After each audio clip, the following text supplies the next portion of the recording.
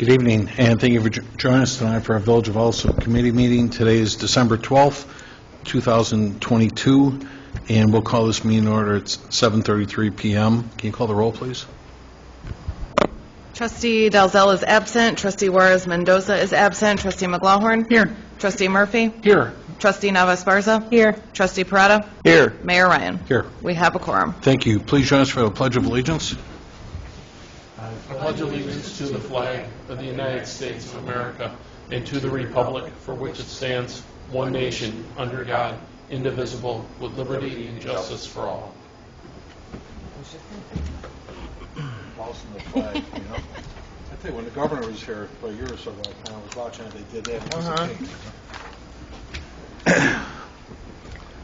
All right, thank you. Before we start with our reports, Mr. Frater, do you have somebody on a Teams meeting ready to go?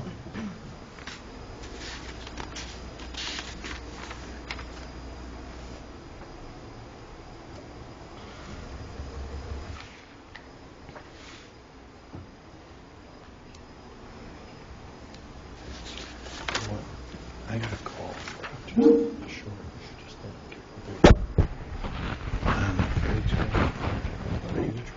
It's a matter. Some interesting questions. Okay. Where's Tony? Ben? Hello, good evening. Hi, how are you? Good evening. Thanks for joining us. Our meeting is getting started. I don't want to keep you folks waiting because you're here online, and we had a technical problem last time to meet. So at this time, Trustee Juarez Mendoza is, and who else is on? I am. Trustee Murphy, could you introduce or speak to the public work and boat launch report? Sure. On number 2, under Public Works and Boat Launch, we have the presentation by LED Roadway Lighting Livable Cities on a no-cost pilot project of their smart city technology to be used on existing village streetlights. So thank you for joining us. Go ahead if you want to introduce yourselves. We have you on a big screen TV here. Excellent. Okay, can you see our presentation already? Yeah, we're looking at like a city skyscape on the water. Yeah, that's perfect. And is there anything else that Mike or anyone want to say before we get started? Mike, can you get on mic, please? Microphone. Thanks. Ben, you can go ahead and just start with your introduction, and we'll get right into it. Yeah, sure thing. Okay, so my name is Ben Forsyth. I'm Director of Sales with LED Roadway Lighting and Livable Cities. And we're also joined by Victoria Stevens, who's a Technical Product Specialist. We want to introduce this Smart City concept and pilot project for you, and hopefully provide some quick educational information about our software. So I'll jump in. Feel free to ask questions, or we can do some questions at the end as well. Basically, we're here to talk about the future of Alsip's smart lighting program and smart city. Alsip was actually an early adopter of smart lighting technology all the way back in 2014. And since then, of course, the technology is a lot more widespread throughout the United States and throughout the world. So thanks to that investment that was originally made, there's an existing wireless control network in Alsip that lets the village communicate with and control its streetlights. It's mainly used for automatic alerts for streetlight outages, which makes maintenance of the streetlights more efficient. And it can also be used for reporting on the energy consumption. At this point, the network does need some upgrades as the technology evolves, so we have some information on that. We're proposing to upgrade the gateways, and the gateways are the hardware that collect information from multiple nodes, basically like a modem, and also the software.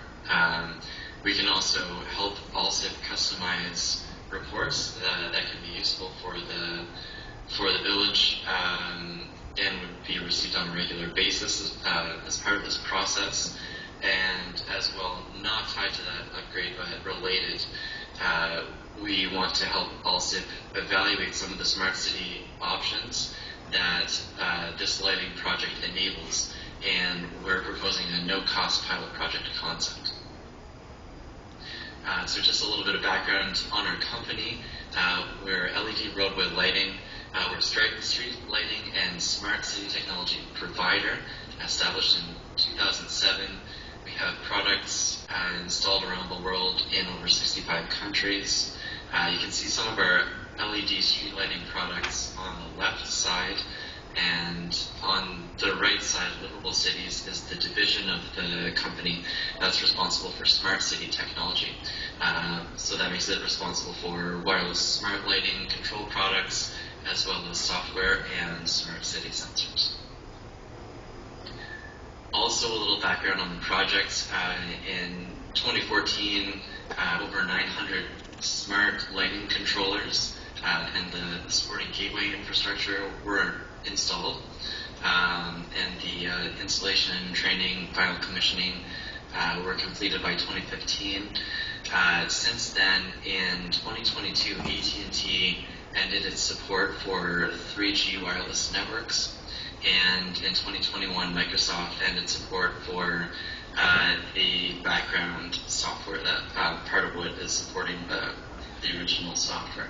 So our proposal is to provide new gateways for Alsip at no cost, gateways that are upgraded with technology that will work with AT&T's latest networks. We'll also upgrade to the newest software platform, which is what Victoria is going to show us.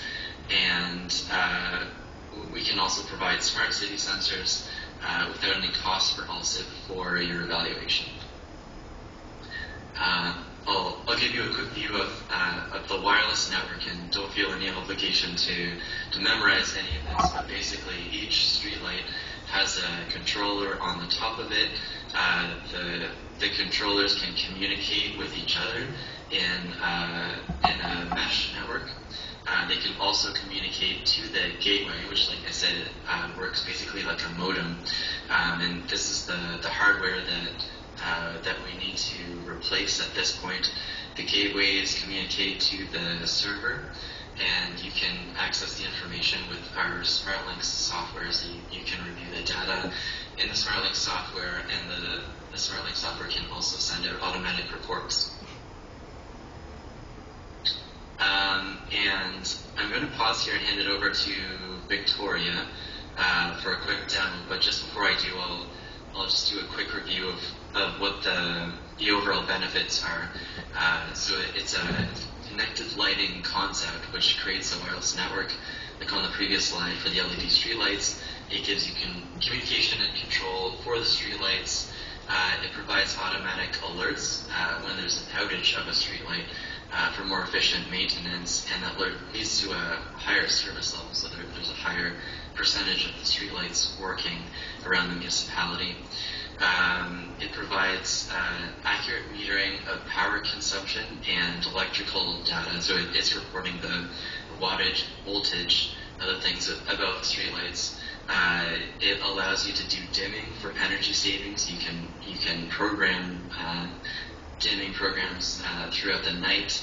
It helps you to manage the assets, the age and the locations of the assets. For example, the controllers have GPS built in.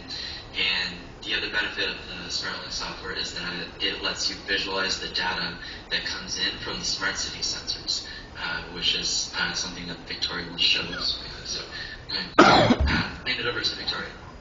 Great, thanks so much, Ben. I'm just going to share my screen here. Just let me know if you all can see it there. It should be a website. Yep. Great. So this is SmartLink. So we have a fully customizable dashboard to provide an overview of the system and all of your devices. As Ben mentioned, SmartLink really tries to visualize all of the assets in there. So that includes the smart light controllers as well as smart city sensors. We also have a couple different visualization tools within the platform itself. One of them is our map view. So as you can see, you can sort of break up the inventory into zones or districts or wards, and you're able to click into any one device to view more information about it. I can click into a speed sensor as an example here. You can get get information about what the speed limit is, a bunch of information about its civic location, GPS coordinates. There's lots of information you can view in here.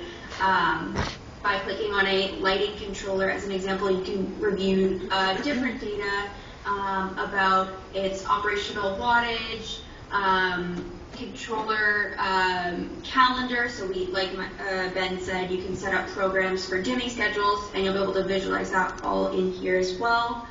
As you mentioned, there's a lot of capabilities to review failure monitoring or just your assets status. So we've got a couple tools in here for streetlight maintenance, so you can view a history of any alarms or triggers that go off and see if they've been resolved, or what the last error update or last warning update has been. You're also able to view an alarm history over time, so it'll show you where the devices had issues, if they were resolved, and again, what those type of alarms were. And then another useful tool we have is a streetlight status map to be able to, again, visualize that inventory and be able to go in and see some more information about the alarm history if it's having any connection issues. You can see this one was having some power issues due to some weather that we had here, so you'll see when the power goes out and then gets restored again. We also have a real-time control section, so this will allow you to review those street lighting devices on a map and actually get the updated information about each individual streetlight in real time. So it'll allow you to go grab the latest update of that object, which it will update on the right-hand side here. And there's also capabilities to adjust the light levels in real time. So if you're doing any testing or anything, there's the ability to tap into that feature. So you can see that now these blue meter rates have been updated for you. So again, a lot of visualization. And you can see at the bottom here, there's a program set up. So right now it just turns on at 100% at night, but those are fully customizable to encourage energy savings. Those energy savings can then be monitored. We have an energy report feature. So you're able to view over those different groups or different districts those energy consumption statistics over time. And then that time frame, you again can visualize it over different scopes. So you can view a week's worth of data, 30 days worth of data. You can go out as far as a year with our default settings. You can also set it up for custom time frames to view that various lighting consumption data over your inventory, and it will present it in a tabular format for you. And then the last piece that I will just quickly touch on today, as Ben mentioned, there's also the capability within SmartLinks to not only visualize your street lighting controllers, but have the visualization of some of the smart city sensors that we have available. So just as an example here, I have a sample report of a speed sensor device. So the sensor would present to you some different information about the overspeeders that it's seeing as an example. So you'll see 0 to 10 kilometers over the speed limit. It'll show you how many speeders you're having in each of those overspeeding bins. It'll break it out for you in some visual displays here. And then further down, it will also display that week-long data, or however frequent of that time frame that you're interested in. It'll visualize that data for you, so you can see some average speeds, vehicle counts, 85th percentiles, different statistics like that, and we have reports for each type of sensor. So this is just a speed sensor here, and then on the far right side you can see we also have recommended enforcement periods for the speed sensor, so it'll tell you over that time period when the most severe speeding events were and what time, so that you can provide some information maybe to local enforcement or just the community for traffic calming measures or anything like that. So there are a lot of features I really didn't get to touch on because we just wanted to show you a little bit about the system, but there's a lot of capability in here, and like Ben said, pretty much everything can be exported and automated so that you get that information in your inbox as well. All right, thanks, Victoria. And I have about 5 minutes left on our smart city sensors, if that's okay to share as well. Yes.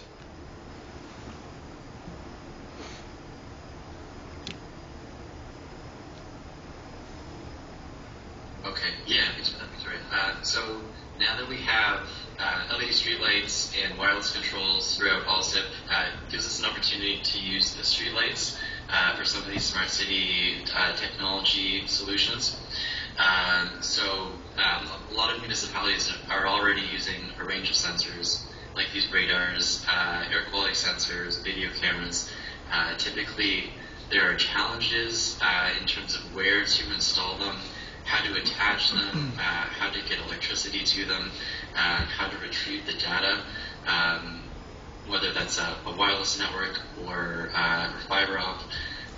So our solution is that we provide sensors that can plug into the streetlights. They use the power from the streetlights. They use the communication concepts of the wireless mesh or the cellular controls. It provides a fast and seamless way to install them because you're really just taking that sensor, which is attached to a controller, similar to what Alsip already has, and it's plugging it into that 7-pin NEMA receptacle on top of the light. So because we can do that, we have a wide range of different sensor applications, radar sensors, air quality sensors, noise sensors, and video cameras. And I'll just show you a few of these applications. First application is to install radar sensors on top of the streetlights. The radars record the speeds of vehicles that are passing by, and Victoria's already shown us what the data looks like in the SmartLinks software. So it can be accessed in there, and those reports that she was showing us, those can be sent on a regular basis and customized, so that they'll show the traffic department or the police departments the information that they need to know on a regular basis. And then, of course, it's used as a data tool, either to find out where the speeding problems exist, to prioritize police enforcement, or to justify the investments in construction that the city wants to do.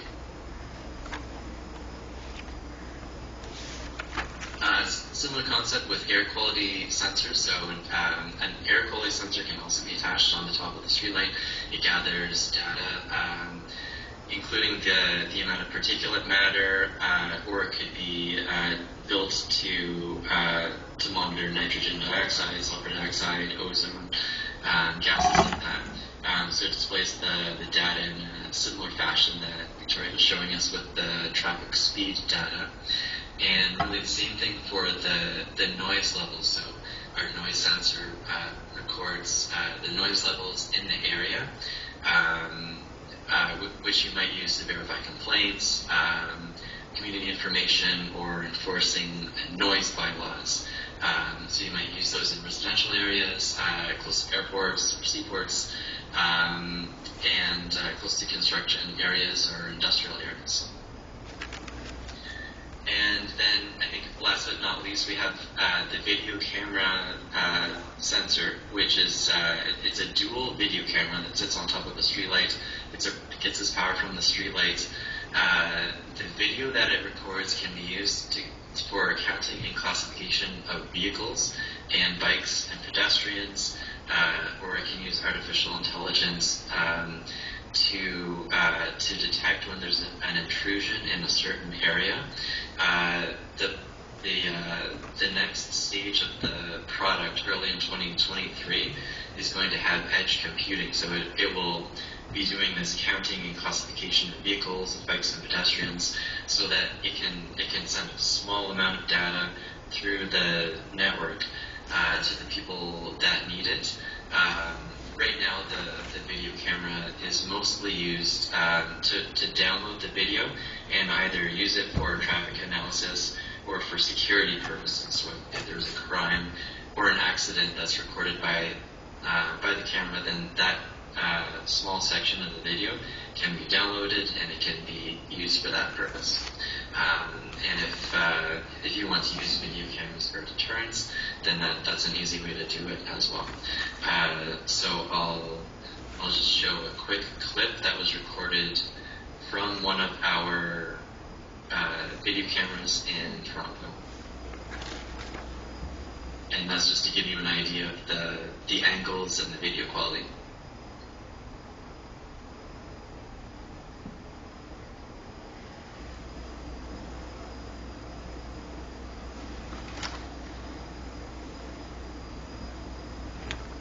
Okay, so I'll sum up.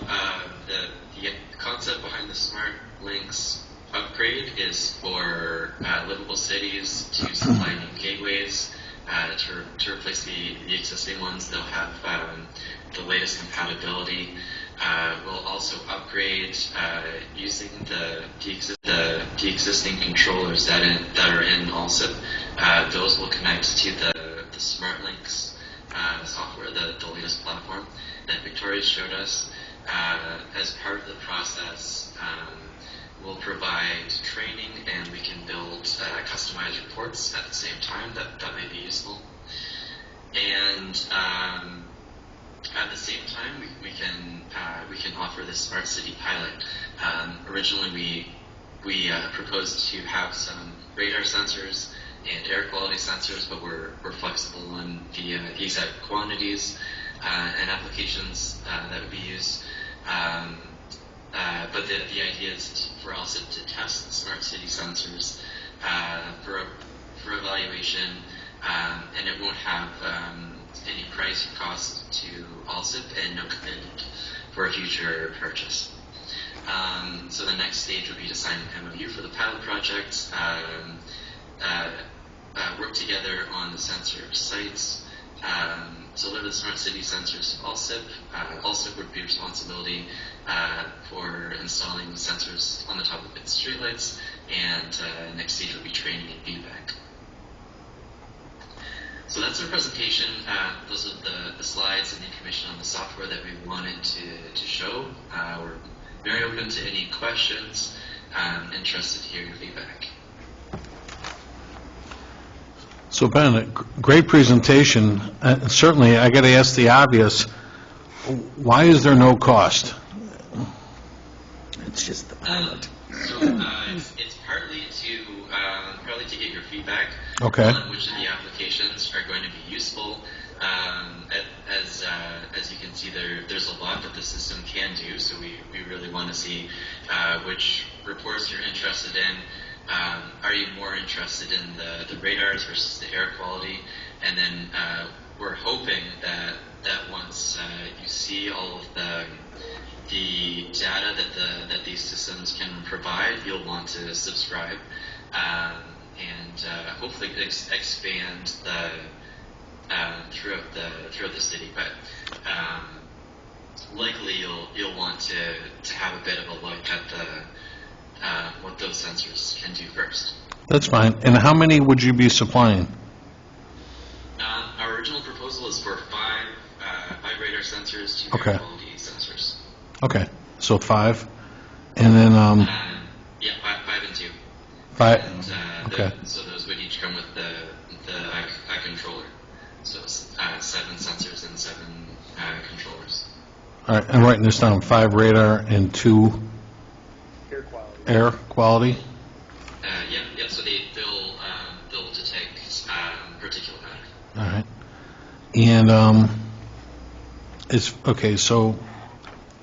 would any of this equipment, and I don't know that we'll ever do this, but I remember the original vendor that put the lights up originally, he always talked about trying to add Wi-Fi system to it, which I don't know that we ever will have the need for that. Will this interfere with that if we decide to go that direction? I don't believe it should interfere. If you could send more information about how they were hoping to do that Okay. that might be interesting. If they want to attach them to the streetlights through that photocell receptacle on the top, we actually do have a solution for that. So we have a power tap adapter. So it's an accessory that plugs into the top of the streetlight. It lets you connect another device. Victoria's got a perfect illustration for us there. So the device on the left will connect to the street light. You can put another controller on the top of that, and that leaves an extra receptacle free for you to plug in either a controller or a smart city sensor or some other kind of smart city device there. Okay. Mike, did you get us any kind of pricing for this yet, too, or not yet?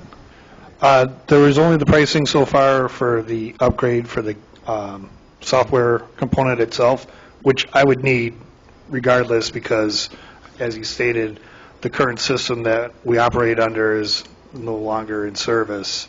So I don't get any kind of reports or anything at this point. So we definitely need that upgrade. Okay. Because certainly, you know, I'd love to take a look at the cost of what the cameras would be and so forth yet, too. You know, I'll have to meet with police and see, you know, what kind of evaluation or input they'd have as far as how many of those we would need. And as well as we do have traffic data systems now, but certainly, Chief, this would be a leg up, too, as well. Yeah, I would see it more on our more frequent complaint areas, like Joe Ellis, where it's more kind of like a permanent solution, and then use the mobile ones for ones that just kind of pop up. Right. And Ben, can I ask you, too, when it comes to, like, the traffic data, does that provide pictures and so forth, too? I mean, in other words, I might not get a picture of a speeding red Mustang going by, but, or is that just like text data that you would provide for traffic data? Yeah, no, that's a good question. The radar doesn't provide photos. It just provides the speeds, and it provides characterization of the traffic volume. So basically, how many vehicles are passing through and what their speeds are. So it's in a way it's blind. It won't tell you the license plate or anything like that of who's going through. And for some of our customers, that's exactly what they want. For the ones that do want to be able to see if someone was cut off or if they ran a red light, something like that, then in that case you would need the camera product. Ben, how easy is it to, like, for Mike's crew in Public Works, because they'd have to go up on a cherry picker high lift to install these, how complex is it to, like, move a camera from place to place? I mean, say we bought 4 cameras, and we wanted to, at different times of the year, focus on different areas. We might not just be permanent at one spot all the time. Is that difficult to do? Is it wireless, or is it hardwired? It's wireless. It is wireless. It really just pops into a socket. Okay. I saw the picture. I just want to make sure there wasn't more to it. Yeah. Yeah, no, it's really a case of plugging it into that streetlight. So once you do it, you know exactly what to do. The hardest part is to get up to the streetlight level. So you have to go up in a bucket truck. That's what will take all of the installation time almost. And then you can just plug it in. The radar, you want to make sure that it's pointed correctly up and down the roadway.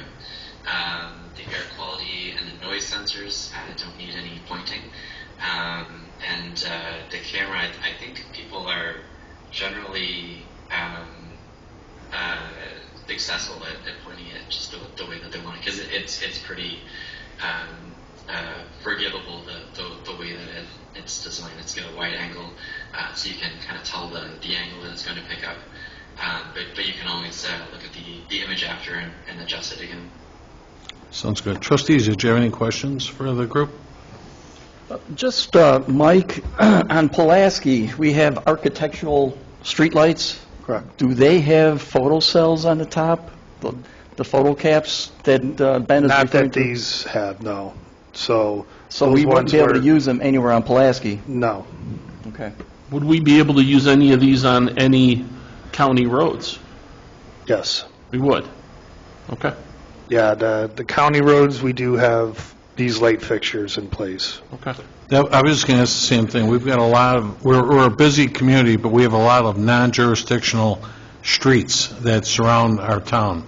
And would we need, Mike, would these be able to be, what Trustee Murphy just asked, we can apply this equipment to those streetlights? Correct. do we need their approval to do it? No, that's the Okay. best part about these things, because they're wireless, we're not adding any additional equipment. Okay. We're literally swapping out one sensor with another.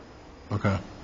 That was going to be my question in regards to Pulaski as well, because I did see it said village streetlights, but then again, I doubt we can't put any Correct, sensors. so, yeah, the IDOTs were never converted or retrofitted over to these LEDs, because at the time, IDOT was not allowing LED fixtures. Of course, now they are allowed. Specifically, if one's replaced, it must be replaced as an LED. So it's something we can look at down the road to maybe retrofitting the ones on state routes in the future. Because the Pulaski, I mean, I live right off that busy road, and it's just crazy how people, to lack of a better word, it's just people just drive down there. Yeah. Just speeding down there, and even going down the middle portion of the street. Oh, sure. Just to pass traffic at times and so forth. So even pedestrians trying to utilize sidewalks there, if it's not well lit, then I'm kind of like hoping that someone sees that someone's trying to cross the road there Right. off the, like 123rd and Pulaski and 119th and Pulaski. Yeah. But and then the other question I had is in regards to, after the pilot program, like, what are the reoccurring costs? Let's say if we do stick with the 5 and 2, what does that look like in regards to costs, like, upgrades? Is it yearly? Is it quarterly? Any integrations that this technology or software would talk to, other software that we might use in-house? What does that all cover? What does that look like? I know we don't have the MOU in front of us and so forth, but I have a lot of questions. Well, it might be, and you might not want to disclose it out loud, but can you at least send us a pricing sheet as the trustee asked? I was going to ask for the same thing. Yeah, no, we don't have any problem with disclosing the pricing. So the way it works, we can give you the hardware costs, and we can give you the rest of it is bundled into a recurring cost that covers the software and the connectivity and the warranty. So yeah, we can provide the cost for the sensors and the video cameras. And we have to be careful. Part of the reason the trustee's asking is we do have an ordinance here, too. Anything over $20,000, we're compelled to get additional quotes and stuff then, too. So we just want to be cognizant of that before we get involved in this, that's all. Okay, yeah, we can keep that in mind. Okay. Otherwise, I mean, it sounds like a great product. Mike, do you like it? You've been looking at this and everything, too? Yeah, no, absolutely. I think it's a great opportunity to see what these, I can already think of a couple of spots for like these air quality sensors. Okay. I know, like within some industrial areas where we've had complaints of pollution from trucks and things like that. So I Idling. think this would be a great opportunity to test out in areas like that. Ben, again, when it goes back to software and accessibility and whatnot, how many people would have access to this? In other words, is it just a link? Is that all this is? Or how many people would be allowed to access that information? Or is it just data coming from you folks back to us? Do we have full access to it, is my question? So I would have full access, You would? correct. Okay. I don't know how many more could be on there, Ben. Yeah, no, I don't think there's really any limits to who can be on there if you want them to be. So it will be it'll be a tenant of the software that you have control over. You can add users. It's very secure. It's web-based. So as long as it's cloud-hosted, you don't have software to install on your machines. What else could we say about it, Victoria? Yeah, so the platform itself, it's up to you who has access. Everybody would have a unique login, and we can increase or decrease the level of security for, two-factor authentication if that's something you want. Things like that we can add on for additional security if you're interested in. Otherwise, the only other people that would have access would be our support staff at Livable Cities. And we would provide, training and technical support and ongoing support for that platform as well. So we just need access to be able to coordinate that with you folks. But yeah, completely up to you to the level of access to additional stakeholders. Obviously, go ahead, Ben. Sorry, go ahead. I was just going to say we're pretty serious about it. Probably Victoria will have access because she's good at trading on the software. I probably won't have access. It's really kind of need to have access kind of thing. Understood. For the most part, this would just probably be Public Works and the police anyway, so. Yeah. Okay. Right, and then additionally, if you want someone to see some of the data, but you don't want them to necessarily have access to everything all the time, we can automatically have those air quality reports sent out to interested people on a weekly basis, you know what I mean? So they can see summarized reports without having to necessarily be in the platform as well. Okay. Well, thank you very much. Anybody else have a question before we go? Yeah. How long is the program, or the pilot program, Ben? Did you say? 6 months. We're 6 months? a 6-month pilot project, so that should be enough time to collect lots of data, and then we'll come back together close to the end of that period, and hopefully we'll have your feedback throughout, but we'll kind of decide at that point if it's something that you have lots of questions on, or if it's something you want to expand or kind of roll up and not continue with any subscription. Very good. Well, thank you very much. We'll be talking about this with Public Works, and we'll be getting back with you real soon. And if you would, please, before we make this commitment, could you please send Mr. Frater a list with costs associated with, so we know what we might anticipate, okay? Great. Okay, thank you. Great. All right. Thanks so for your much. time. Okay. Thank you, guys. Thank you. Take care.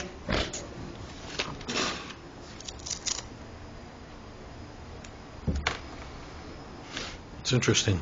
Nice piece of different equipment, easy to use and everything, too. But I did like the camera feature, though, too, Video. that if you have different parts of the season, the year, or maybe there's something that you folks wanted to look at, Chief, it would be interesting to see that done, too, We're pretty fortunate. We have a lot of our cameras that are near Pulaski, not exactly on Pulaski, but probably close enough to where you are going to catch certain corridors of Pulaski. I can think of like 118th Street's one, 117th Street's one. Okay. Well, I'd be interested to see what future costs would represent, because we haven't been presented with this before, so. But thanks, Mike, for bringing that in yet, too. Yeah. On that subject then, so 115th, is that county or is that state? It's both.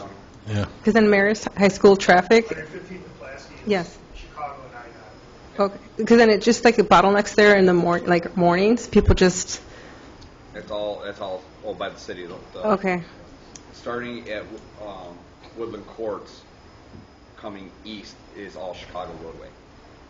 okay. They own both. They take both sides of the street.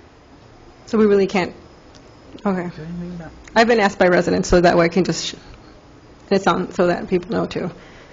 Yeah, it's unfortunate. Marist has a lot of land. You'd hope they have more parking, but they don't. Okay. They keep building. Except parking lots. Yeah. All right, we'll start with our report so we can wrap up.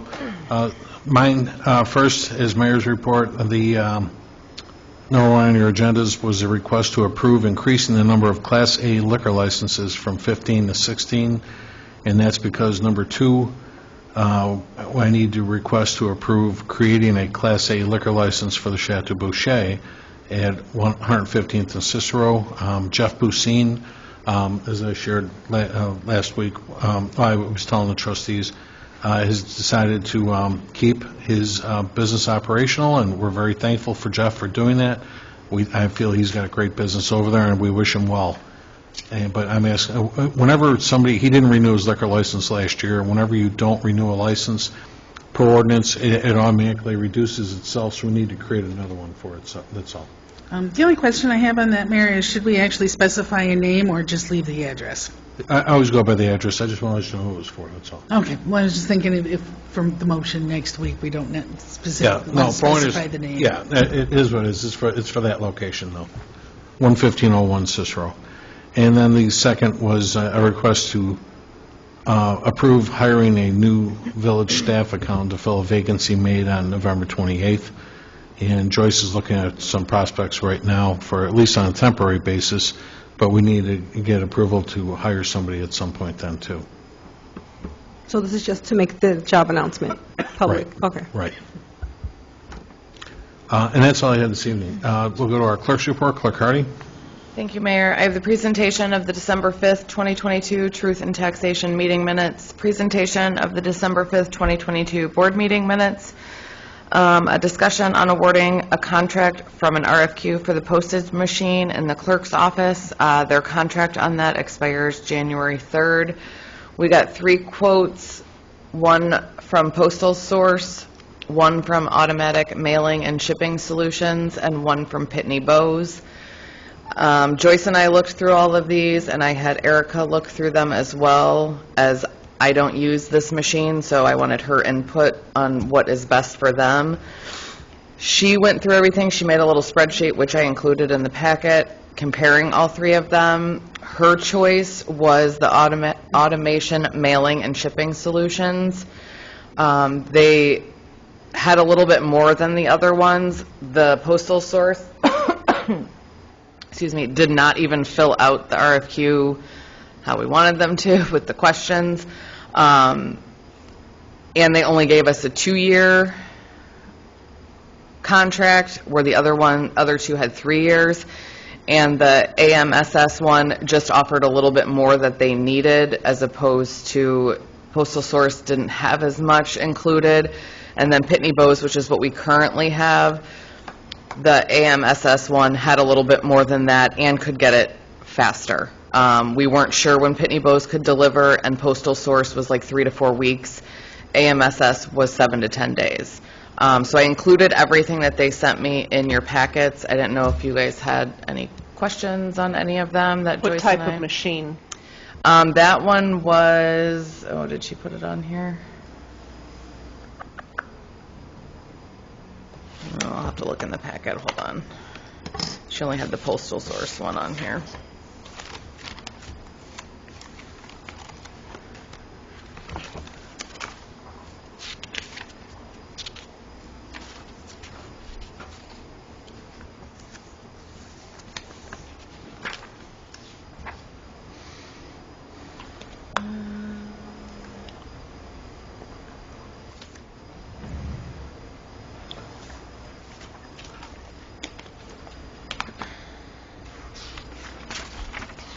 They have the name of the machine on here.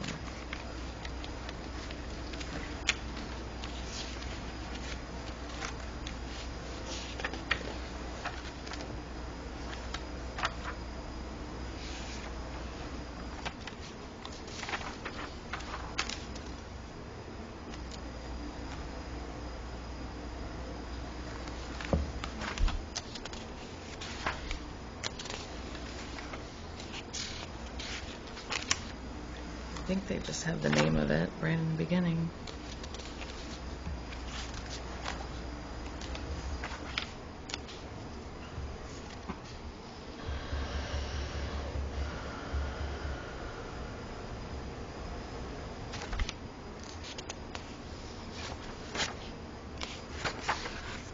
Can we find that out before next week? Yeah, I'm sure it's in here. It just wasn't on the spreadsheet. I mean, it's giving me the code number, but just not what the name of it is.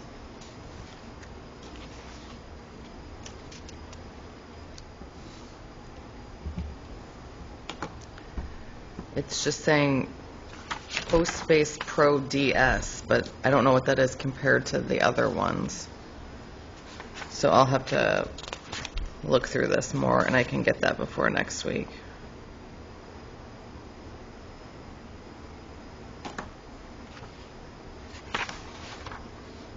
Postbase Pro Meter is all it's saying.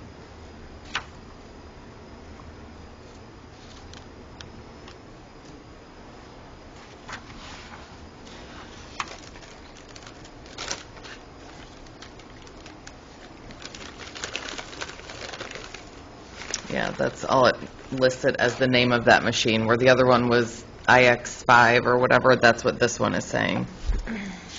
IX5 is Quadient. I know that. Yeah, the IX5 and the IX7 is, and then Pitney Bowes, I want to say, is more like what we have now.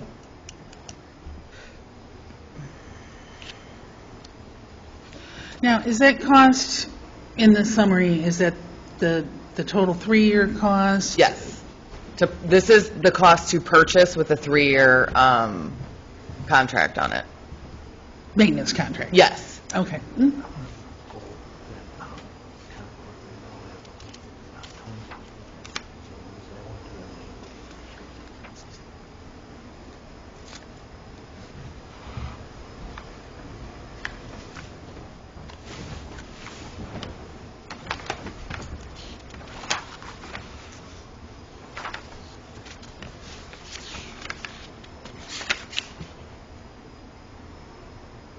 You won't And just, the Pitney Bowes just says Send Pro P series, so I'm not sure how that compares to the Postal Source one.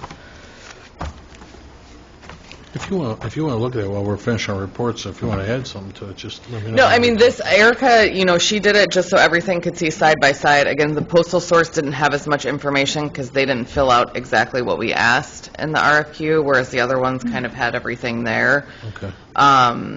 So again, I kind of went off her basis on what she thought would work for them best, especially if they're working with, going to do the water bills and, stuff from PD and stuff on the machine. She thought this was the best for the money to do all those other things that everyone wanted to do with the new machine. But again, our contract does expire on January 3rd. But I can, whatever else you need, I can have it by next week. If there's something on here you guys had questions with or wanted more information on. Did you announce the original cost when you got the RFPs? No, because we were looking at them and then Erica was out, so when she got a chance to look through everything, this is the first time we talked about going out for RFQ, but I never announced anything at a meeting when the numbers came in. Okay, so if you can tell us what's the difference in cost here right now? How much is So, one well, versus the Postal other? Source, there's 2 different options, and they only gave pricing for a 2-year contract, so with maintenance, so Erica kind of tried to figure out numbers to make it a 3-year. So theirs for the IX5 was $9,601, which was a low end, and it did not have all of the things that, they currently have on the machine, so it was more on the low end. But the IX7 is a rough estimate at $17,978. And then the automation, mailing, and shipping solutions one for the 3 years was $18,885.78. And then Pitney Bowes on the 3-year was $19,334.88. Yeah, which one are you leaning at? The automation, mailing, and shipping solutions, so the $18,885 one.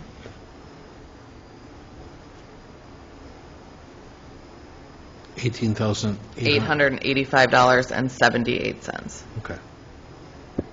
And that includes the maintenance contract. Yes. And she did like this one too because for postage, it does include, you can do the postage with ACH, or you can use a check or credit card, but just in the event that postage is running low and we don't have a board meeting to approve postage, that is something that they do provide on that one. The other ones do not. Okay, it sounds like all the numbers were pretty close anyway. Yeah. Okay. And the only other thing, unless there's any other questions, The only other thing I would think, since this is an actual purchase, I don't know if we need the purchase price separate from the portion for the service contract. I can separate it if you want me to Okay. do that. Because, at the end of the Sure. 3 years, we'll still own the machine, but we'll need to look at having a service contract potentially going forward.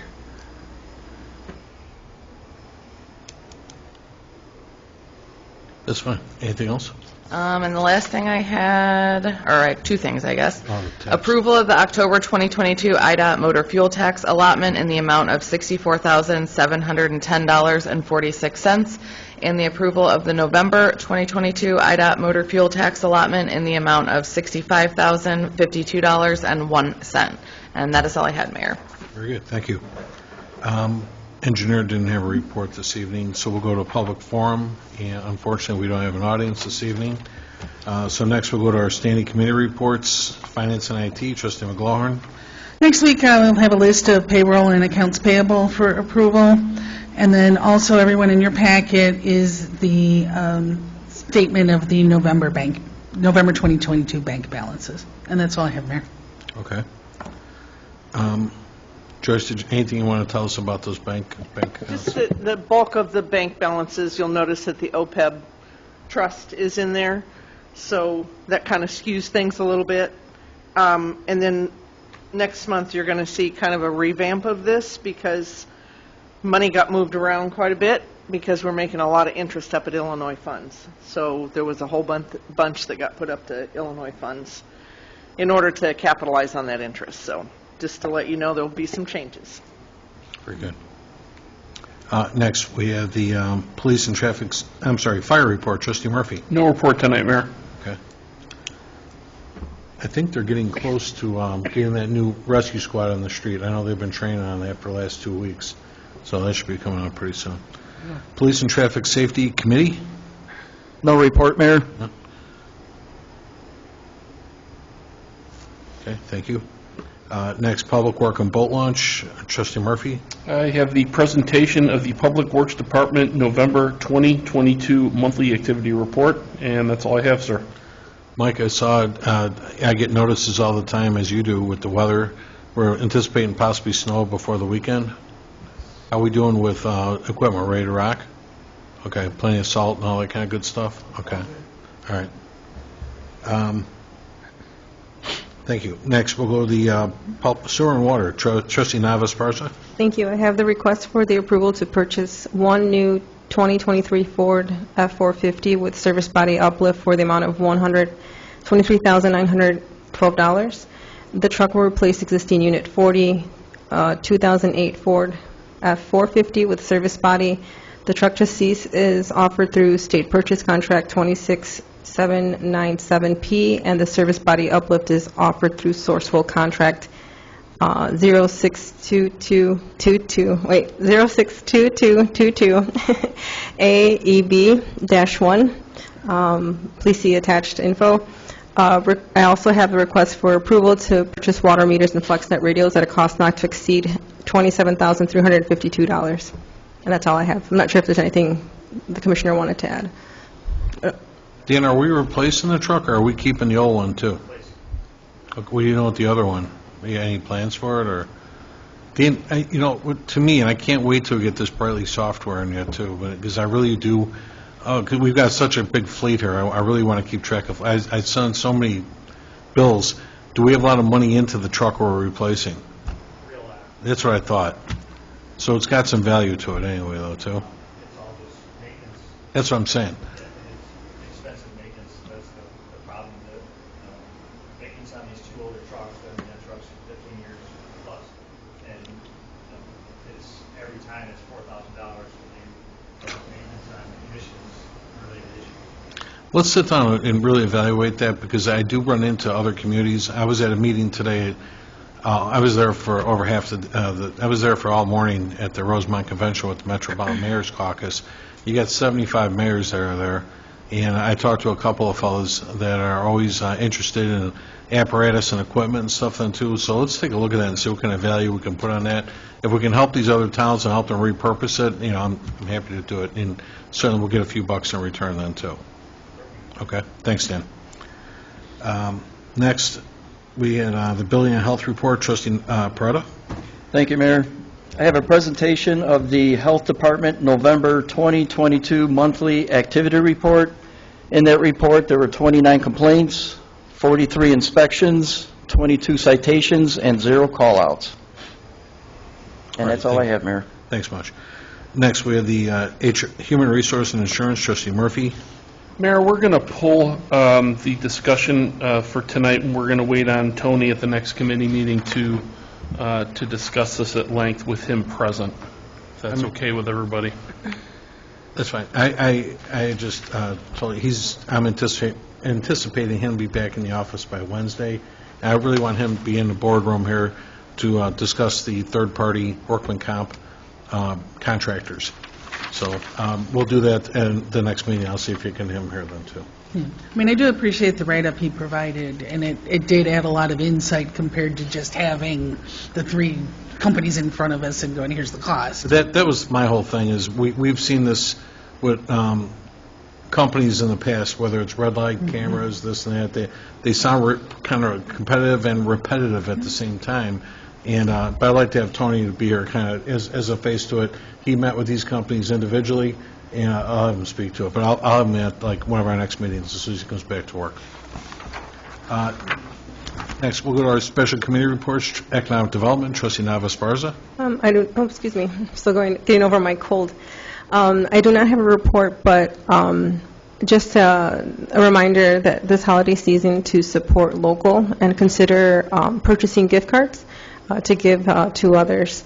I know I also spoke with a business owner off of 127th in Cicero that was affected by the closure, and I believe they're reopening the road so that we can permit traffic to cross over. So they did to share that they were seeing a downturn in business, but then now that they're reopening, they're looking forward to having more traffic come their way. And that's all I have. Yeah, I agree with you. We sent out plenty of notices here letting the public know about, and thanks Dan Treiben, who was all over that too. Danny was at a lot of the meetings with IDOT when we were discussing reopening the roads. And every time we put something out, I would always, same thing, I put, please patronize some of these businesses. They're right there, and it's so intimidating to pull up. In fact, Dan, when they were doing the paving last Wednesday or whatever, you couldn't go near Nick's Barbecue or anything like that. You weren't going to touch that, you know. And I feel bad for those businesses, and certainly that's why I ask the public, please patronize those folks if you can. That's all. Thank you. So next we had Village Properties, Trustee McLaughlin. No report this evening, Mayor. Okay. Ordinance Legislation, Trustee Parada. No report, Mayor. All right. Thank you. And then we'll go to Planning and Zoning Licenses Committee. I will have a presentation of a list of licenses dated November 28th, 2022 through December 9th of 2022. And that's all I have, Mayor. All right. Thank you. Anybody have any presentations, petitions, or communications? And as the trustee said, you know, the bridge is open at 127th temporarily. You know, I mean, Dan, I know they got us on the north side of the bridge now, and but the big thing, and unfortunately, I told the business owners too, this is just a small reprieve for a little bit. I mean, come springtime, they're going to want to re-strengthen that whole bridge, and they're going to strip it down. Yeah, I don't know when the bridge construction work is doing. Yeah. The intersection work should be finalized by, June, July. So they'll do the work where they're working on the south side now, and they'll be back to the north and east quadrants of the intersection to finalize the pavement configuration. Right. All right. Thank you. Anybody have any unfinished business? Any new business? Trustees, unfortunately, I need a real quick closed session with you. I got to share something with you before I, regarding, I'll just say it in here. I need a short closed session for collective negotiating matters between the public body and its employees or their representatives, or deliberations concerning salary schedules for one or more classes of employees pursuant to 5 ILCS 120/2, Chapter 2. Can I get a motion and a second to do that? Motion to adjourn to executive session. Second. Roll call number 1 to adjourn to closed session. Trustee Dalzell is absent. Trustee Juarez Mendoza is absent. Trustee McLaughlin? Yes. Trustee Murphy? Yes. Trustee Nava-Esparza? Yes. Trustee Parada? Yes. Motion carries to adjourn to closed session. You know what? Okay. Thank you very much. We're going to adjourn this meeting at 8:30 p.m. Enjoy the rest of your evening.